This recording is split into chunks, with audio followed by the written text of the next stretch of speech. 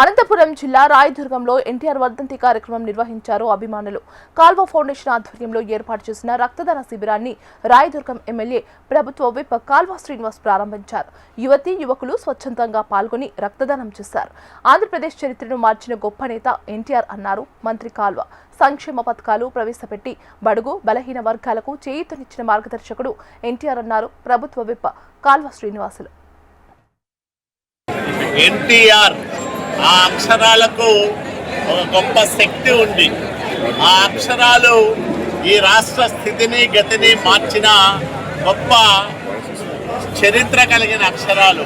అందుకనే 30 సంవత్సరాల కిందట మరణించిన ఒక మహానాయకుడి జ్ఞాపకార్థం ఈ రోజుకు వేలాది మంది వచ్చి వివిధ రూపాల్లో సేవా కార్యక్రమాలు చేస్తూ ఉన్నారంటే ఎన్టీఆర్కున్న శక్తి, ఆ పేరుకున్న బలం, ఎన్టీఆర్ ఈ రాష్ట్రానికి చేసిన సేవలు, సమాజంలో వచ్చిన మార్పులు, బడుగు బలహీన వర్గాల పట్ల ఆయన చూపిన ప్రేమ అభిమానం ఇవన్నీ కూడా కారణాలుగా మనం చెప్పవచ్చు.